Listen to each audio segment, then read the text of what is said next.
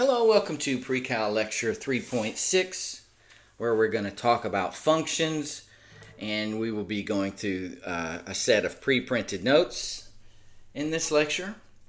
So let's get to it. So first of all, going down the bullet list here, a function is an expression where each value of x is matched with one y value. So each x has just one y value. A relation is a set of ordered pairs in which any given value of x may be paired with more than one y value. So, of course, your notes aren't filled out yet, but I'll go ahead and work the next example here on the board. So it says, given that we're given x squared, and your notes may not have the f of x there, so sorry about that. F of x is equal to x squared plus 10x plus 25. How many solutions are there for when y when x is equal to 1? Is it a function or a relation? Okay, so we just want to plug 1 in, and the notation you use is f of 1. That means plug in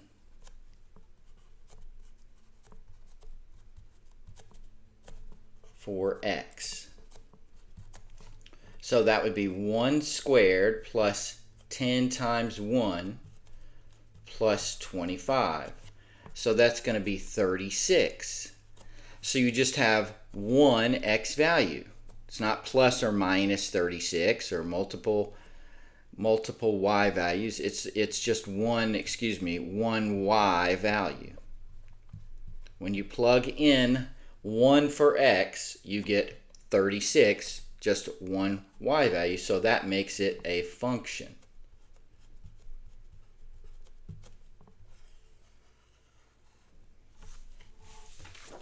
Okay, moving on down the notes, it says the vertical line test indicates that a graph, so even if you don't see this too well, you should still be able to follow it along, indicates a graph represents a function never crosses the curve in more than one place. So I'm going to draw 3 graphs in the remaining spots, so give yourself room to draw 3 graphs. So the first one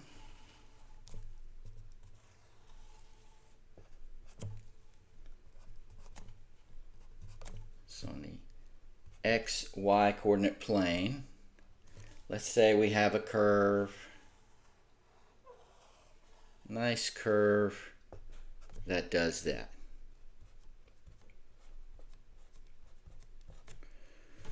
Okay, the vertical line test, what you would do is slide a vertical line from left to right. Does it pierce the curve in more than one place? I'll just draw one of them here. All right, well, no, it only, this is the vertical line test, okay? And this vertical line only pierces the curve in one place, no matter where you put it on the graph.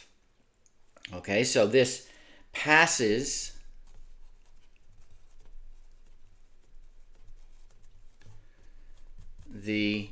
I'll write it out this one time and then we'll use VLT from now on. The vertical line test.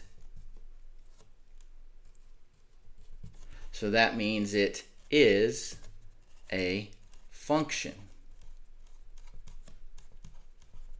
If it only pierces the curve in one place, it passes the vertical line test. Well, maybe we should draw a couple that fail.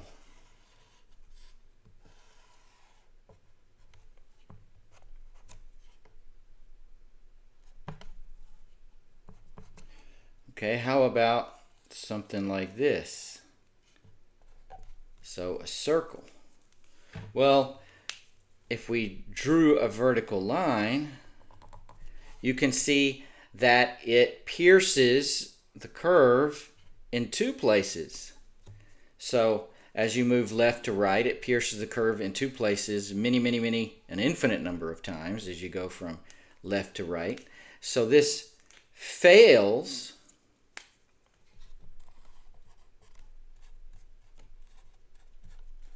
the vertical line test.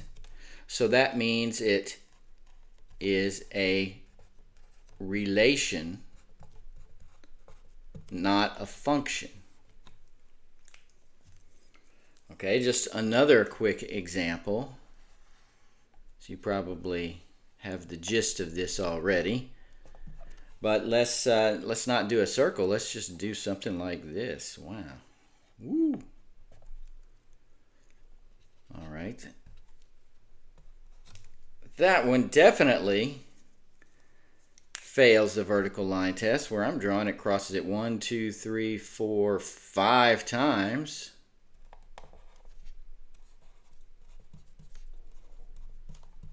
So it also fails the vertical line test, so that means it's a relation.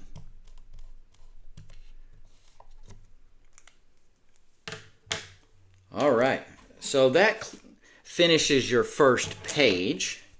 So while I'm erasing, you can flip on over to the second page of notes.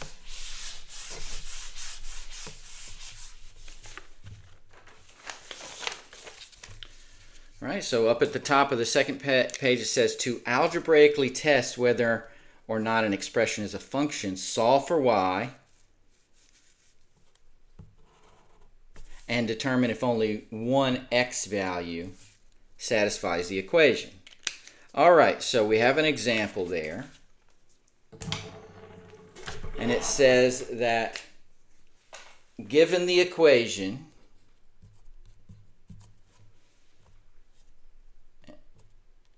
and I'm not going to call it f of x because we don't know if it's a function or not. So negative x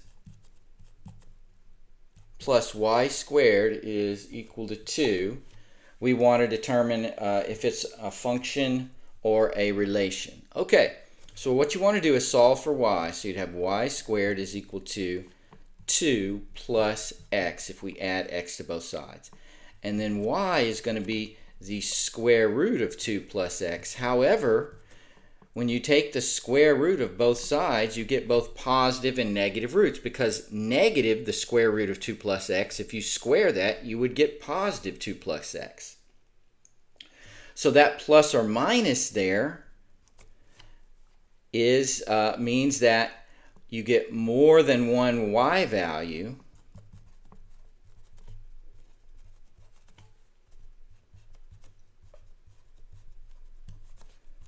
for each x value. So that means it is a relation, not a function. Now you might remember from a few lectures ago, this is a y squared. That y squared makes this a sideways parabola. Okay, so if we were to draw this and it's positive y squared, I'm not sure where the vertex is, don't really care, I just need to know the shape. So it would look something like this. And that would fail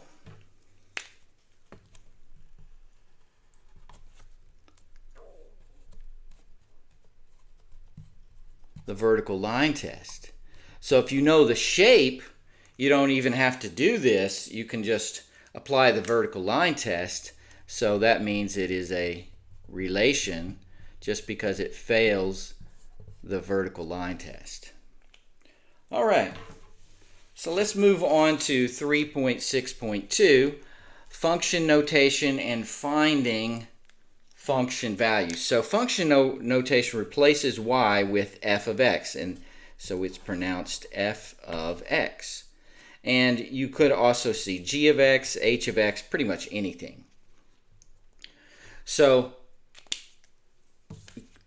we've got a few examples. So we've got an example of the next bullet down. We have f of x. Excuse me there. F of x. My markers are rolling all over the table. F of x is equal to 2x squared plus 1. So we want to find f of 2. That's going to be 2 times 2 squared plus 1. So we did this just a little bit ago. 2 squared is 4, times 2 is 8, plus 1. So that's going to be 9. All right, so that just means plug in 2. All right, so we've got another example just a little bit down. It says h of x is equal to the square root of x squared minus 1. We want to find h of 5. Okay, we're going to h of 5, we're just going to plug 5 in for x. So that'd be the square root of 5 squared minus 1, which is the square root of 24. All right, and you could just circle that. We could also simplify it. That's the same as 6 times 4, right? So the square root of 4 is 2, so that'd be 2 times the square root of 6. In this particular case, I'm fine with square root of 24, but sometimes it's good to remind you how to simplify these things. Okay, at the bottom of page 2, it says that f of x is equal to 3x squared plus 2x minus 10, and we want to find f of a. So that just means plug in a for x. So don't make it complicated, even though it's not numbers. So f of a would be 3a squared. I'm just plugging a in for x, plus 2 times a minus 10. All right, so again, sometimes the letters confuse students, but we're just putting in letters instead of numbers. All right, so that finishes page 2 of the pre-printed notes. While I erase, go ahead and turn to page 3.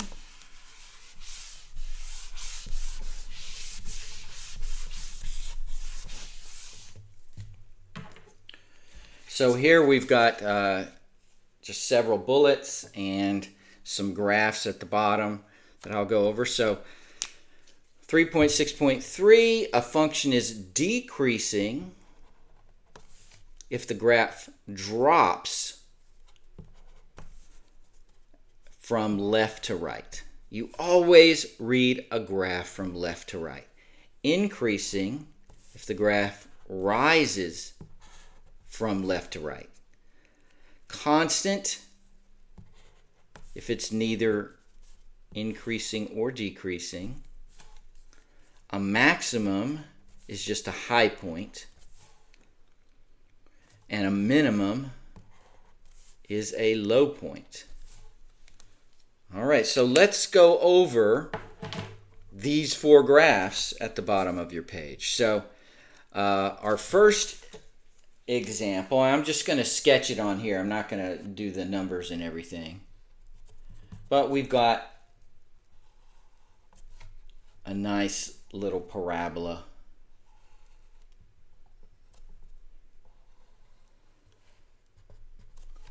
Okay, so this arrow going up like this doesn't mean you read it from right to left. It just means that the function is coming forever, okay, and that it's going forever. Okay, we could even, it might even be better if we put the arrow like this, okay, that it's coming, you know, usually, but that arrow just means that it's a forever type of situation. So we want to know for this graph, so again, I'm doing the upper left of the 4 graphs. Where is it increasing, decreasing, give the max and the min points? Okay, so it is decreasing, and you can abbreviate that DEC, from forever, negative infinity. So we always do intervals, decreasing interval, negative infinity, to 0 right here. That's when it starts to increase. So it's increasing from 0 to positive infinity. Does it have a maximum?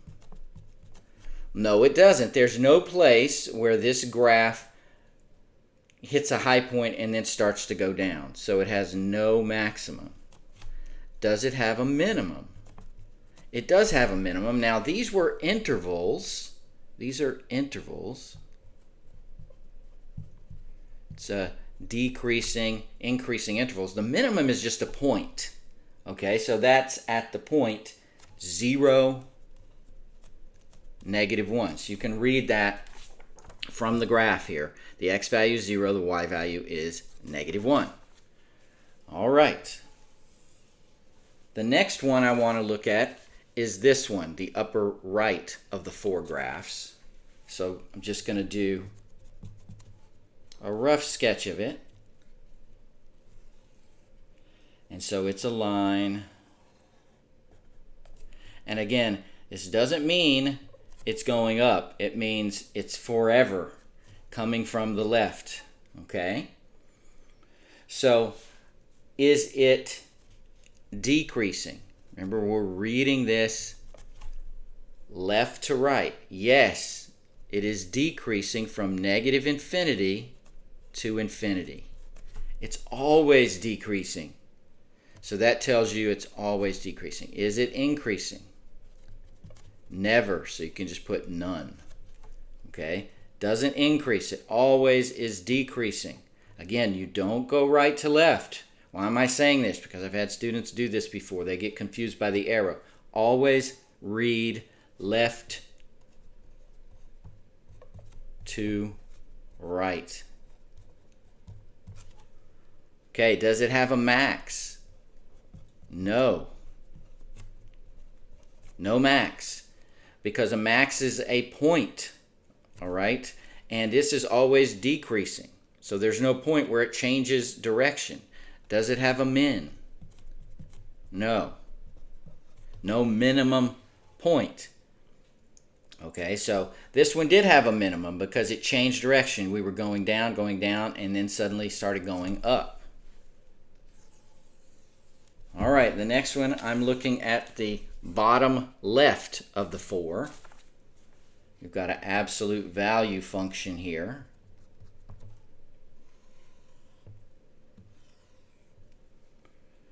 So we've got something like this.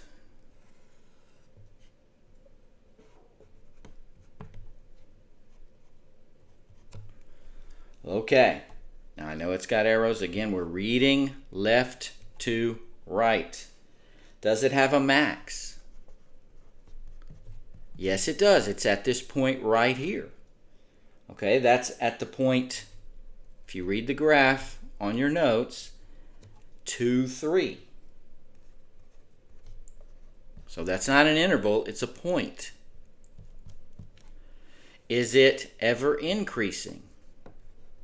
Yes, it does. It increases, remember we're going left to right, from negative infinity. That arrow means it's coming from infinity, so negative infinity, to, and you always give the interval as the x values, so 2.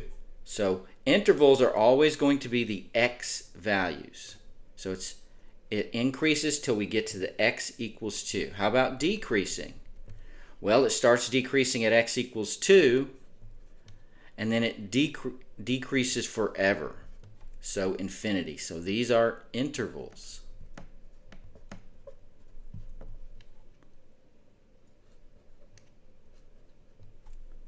And then finally, does it have a min? No, there's no point, there's no low point where it starts to go higher again. Like there was here, there was a low point. Here there's no low point. So that one is none. All right, we've got one more to look at. So you may find this easy, but I have had students in the past that have kind of struggled with this a little bit. They struggle with the left to right thing. So I just want to make sure and kind of over-explain this. All right, our last one, we're at the bottom right graph. And we've got X, Y, and I'm going to draw this one in a different color. So we've got just this horizontal line. So horizontal, parallel to the x-axis. So is there a max or a min? No. There's no point. There's no high point. There's no low point. So we can just write no max or min. Does it ever increase? No. It's just sitting flat. Does it ever decrease? No, it doesn't. So this one has no max, no min, never increases, never decreases. Okay, so we've completed page 3 of your notes. Now let's move on to page 4. So that one says, give the domains where the following functions are increasing and decreasing and give the max and min points. So we're doing 2 more of the same thing. So this one,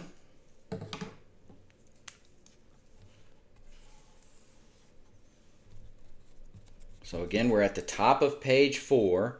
I'm just going to sketch this out, but you can read it from your notes. It's a horizontal line, then it goes down like that,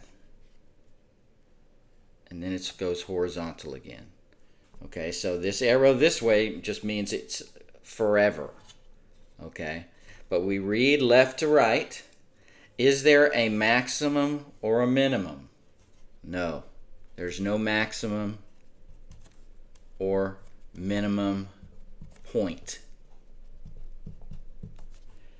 Does it increase? No, it doesn't. It never goes up left to right. It's flat, it goes down, it's flat. But we do have a decreasing interval. That decreasing interval starts at x equals 0 and ends, if you look at your note, at x equals 3. So from 0 to 3, we have, this is the interval. It's decreasing. Okay, let's do one more. So we're in the middle of page 4.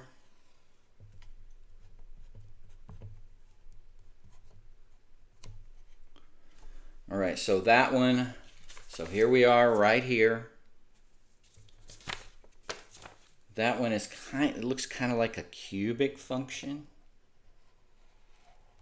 So something like that. That's kind of a rough sketch.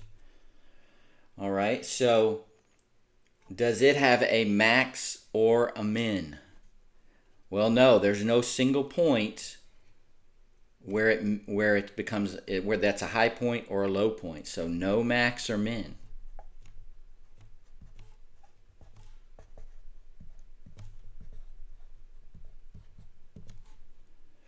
Does it ever decrease? Well, remember, we're going from left to right. It's always going up. Left to right, always going up. Again, that arrow just means it's coming from forever. It's not going right to left, left to right.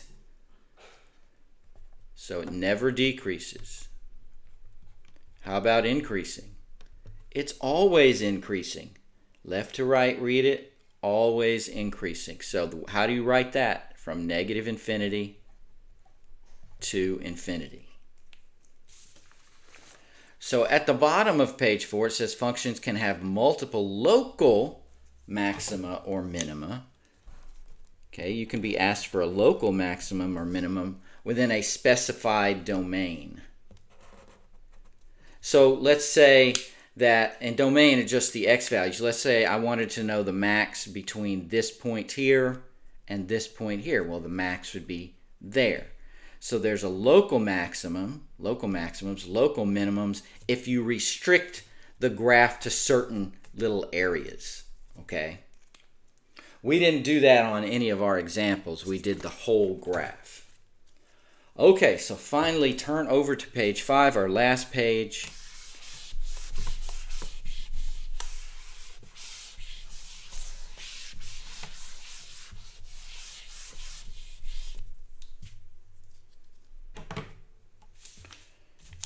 Okay, up at the top of page 5, a piecewise defined function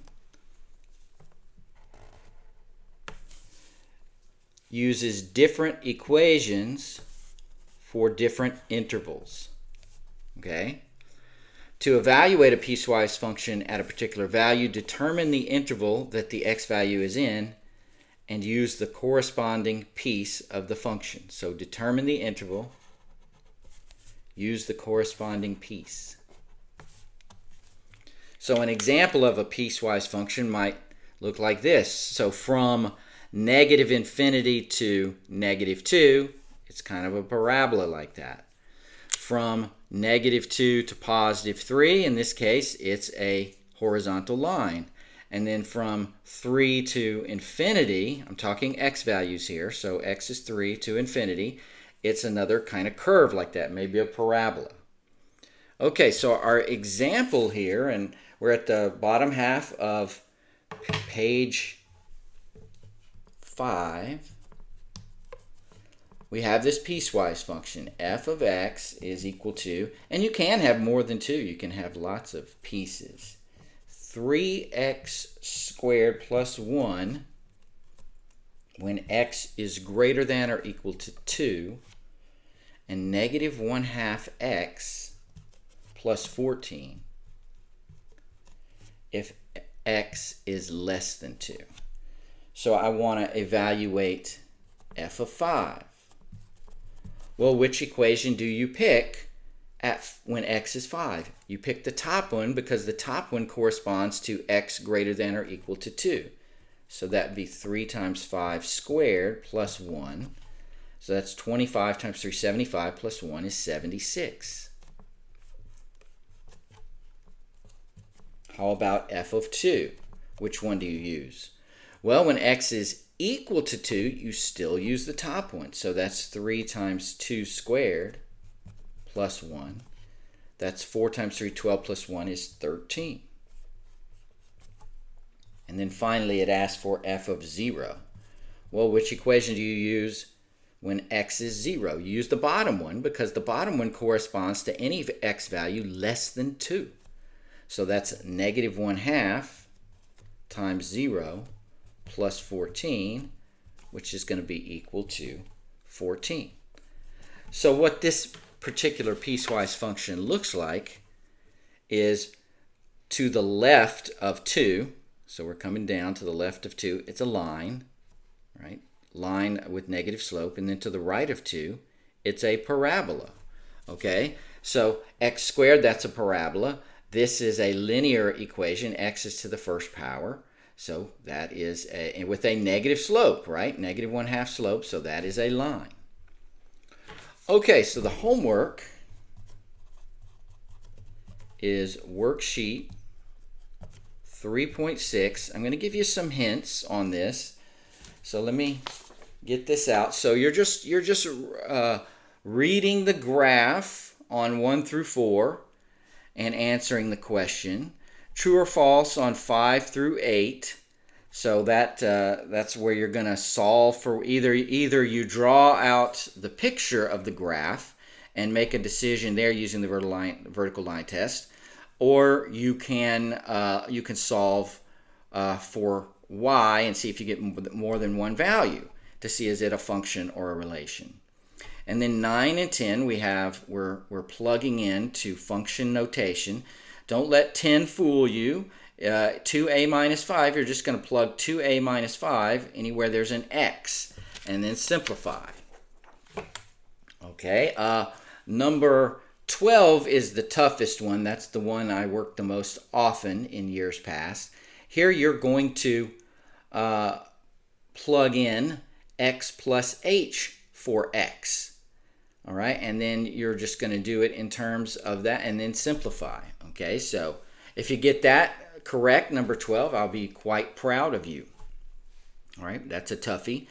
And then we've got a couple of the intervals, increasing, decreasing, max, and min. And 15, 16, and 17 are piecewise functions. Number 17, the easiest way to figure out where is it increasing, is think about the slope. All right, so think about the slope, and that'll help you figure that out. All right, that does it for this lecture, and I'll talk to you on the next one.